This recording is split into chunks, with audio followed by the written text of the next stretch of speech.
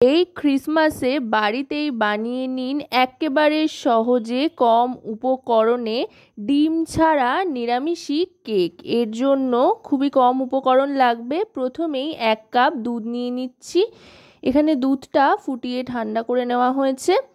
যেই কাপে দুধ পরিমাপ করে নিয়ে নিলাম 1 কাপ পরিমাণে, সেই কাপেই সমস্ত উপকরণগুলো এক এক করে পরিমাপ করে নিয়ে নেব। 1 কাপের থেকে একটু কম চিনি নিয়ে নিলাম। চাইলে আপনারা 1 কাপ ভর্তি করেও চিনি নিতে পারেন। এবার চিনিটাকে ভালো করে দুধের সাথে মিশিয়ে নিতে হবে চিনিটা গলে আসা পর্যন্ত। এই কেকে ডিমের যেমন ব্যবহার করছি না, তেমনি কিন্তু বেকিং পাউডারেরও ব্যবহার করব না। একেবারে কম উপকরণে স্বাস্থ্যকর পদ্ধতিতে কেক বানিয়ে ফেলবো আজকে। ওই একই কাপ পরিমাপ করে এবার দিয়ে দিচ্ছি 1 কাপ পরিমাণে সুজি। নর্মাল যেই সুজি কিনতে পাওয়া যায় দোকানে, সেই সুজি কিন্তু দিচ্ছি। সুজিটা দিয়ে ভালো করে মিশিয়ে নিচ্ছি। চিনিটা গলে যাওয়ার পর সুজিটা দিতে হবে, দিয়ে ভালো করে ফেটিয়ে নিতে হবে বিটারের সাহায্যে। এবার যেটা দেব সেটা হচ্ছে আটা। সাধারণত আমরা ময়দা ব্যবহার করে থাকি কেক বানানোর ক্ষেত্রে, তবে আটা দিয়েও কিন্তু চাইলে আপনারা এভাবে বানিয়ে নিতে পারেন। অনেক বেশি স্বাস্থ্যকর হবে আর টেস্টে কিন্তু খুব একটা বেশি কোনো তফাৎ হবে না, একই রকম হবে। 1 কাপ পরিমাণে আটা দিয়ে আটাটাও ভালো করে মিশিয়ে নিচ্ছি। যতক্ষণ পর্যন্ত না একটা স্মুথ ব্যাটার তৈরি হচ্ছে ততক্ষণ পর্যন্ত কিন্তু বিটারটাকে চালাতে থাকতে হবে। আটাটা খুব সুন্দরভাবে দেখুন মিশে গিয়েছে। এবার দিয়ে দিচ্ছি এতে এলাচ গুঁড়ো। এটাই সুন্দর একটা ফ্লেভার আসবে, খুব সুন্দর গন্ধ ছাড়বে। সেই জন্য আপনারা চাইলে আপনাদের পছন্দ মতো যে কোনো এসেন্স বা ফ্লেভারের যে কোনো কিছু ব্যবহার করতে পারেন। এবার ব্যাটারটা তৈরি হয়ে যাওয়ার পর দিয়ে দিচ্ছি একটা ছোট বাটির মধ্যে 1 প্যাকেট ইনোর অর্ধেক ইনো নিয়ে এর মধ্যে দিয়ে দেব সামান্য একটু দুধ। এই দুধটাও কিন্তু ফুটিয়ে তারপরে ঠান্ডা করে নেওয়া হয়েছে। এবার এই দুধটাকে ইনোর সাথে ভালো করে ফেটিয়ে নেব। দেখুন ফেনা উঠতে আরম্ভ করেছে। এভাবে ইনোর সাথে দুধটা মিশিয়ে নিয়ে তারপর কেকের জন্য যে ব্যাটারটা তৈরি করেছি তার মধ্যে দিয়ে দেব। দেখুন এটা দেওয়ার পরেই কিন্তু বাবলস ক্রিয়েট করতে থাকবে আর ভালো করে সেটা মিশিয়ে নেব। বাবলস ক্রিয়েট করতে করতে সেটা খুব ভালো করে মিশে যাবে। পুরোটা ভালো করে আরও আরেকবার ফেটিয়ে নিচ্ছি। বেকিং পাউডারের পরিবর্তে এই ইনোটা এখানে ব্যবহার করে নিলাম। সব সময় কিন্তু হাতের কাছে বেকিং পাউডার থাকে না, কিন্তু ইনো কিন্তু মাঝে মধ্যেই আমাদের বাড়িতে এনে রাখতে হয়। তাই এইভাবে কিন্তু আপনারা কেক তৈরি করে নিতে পারেন। ইনোটা ভালো করে ফেটিয়ে নেওয়ার পর এবার দিয়ে দিচ্ছি রিফাইন অয়েল। খুব বেশি পরিমাণে তেল এতে ব্যবহার করছি না, 4 টেবিল চামচ তেল দিয়ে নিয়েছি। এবার তেলটা যতক্ষণ না ভালোভাবে মিশে যাচ্ছে ততক্ষণ পর্যন্ত ভালো করে মিশিয়ে নিতে হবে।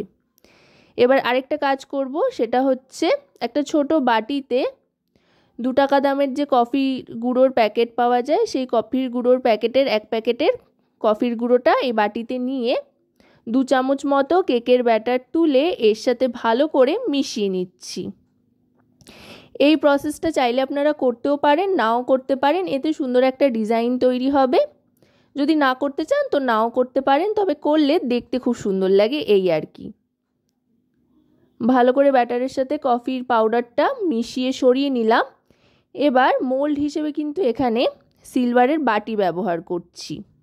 অবশ্যই এক্ষেত্রে সিলভারের বাটি নেবেন, স্টিলের বাটি বা অন্য কোনো ধাতু বাটি না নেওয়াই ভালো, যেহেতু প্রচণ্ড গরমের মধ্যে বাটিটাকে ঢুকিয়ে দেওয়া হবে। সিলভারের বাটিতে ভালো করে সাদা তেল মাখিয়ে নিচ্ছি। এবার কেকের ব্যাটারটা এর মধ্যে ঢেলে নিচ্ছি। প্রথমে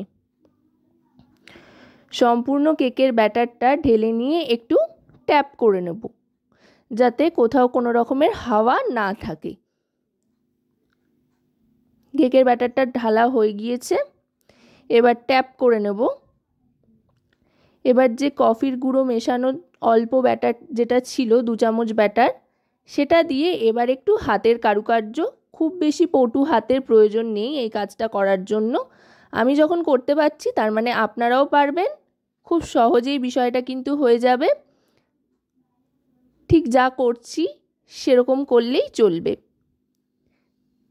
এবার এরকম চারপাশে ছোট ছোট ফোঁটা দিয়ে মাঝখানে একটা দিয়ে দিলাম টুথপিক বা চামচের পেছনের অংশ বা ছুরি, যে কোনো কিছু চোখা জিনিস দিয়ে আপনারা কিন্তু এই কাজটা করে নিতে পারেন। একটু ধীরে সুস্থে করতে হবে, তাহলেই দেখবেন খুব সুন্দর একটা ডিজাইন হয়ে যাচ্ছে। এবার যেটা করব, এটাকে প্রেসার কুকারে বসিয়ে দেব। প্রেসার কুকারটা আগে থাকতে কিন্তু একটু গরম করে নিতে হবে। প্রেসার কুকারটা আগেই গরম করতে বসিয়ে দিয়ে হাই হিটে তারপরে এর মধ্যে দিয়ে দিচ্ছি এই জালিটা, তারপর দিয়ে দেব কেকের বাটিটা। যেহেতু প্রেসার কুকারটা আগে থাকতে গরম করে নিয়েছিলাম, তাই সাঁড়াশির সাহায্যে বাটিটা ভেতরে ঢুকিয়ে দিচ্ছি। ঢুকিয়ে দিয়ে এবার প্রেসার কুকারটা আটকে দেব। আর প্রেসার কুকার আটকে দেওয়ার পর প্রেসার কুকারে মুখ বন্ধ করে দিয়ে যে হুইসেলটা থাকে সেটা লাগালে কিন্তু চলবে না।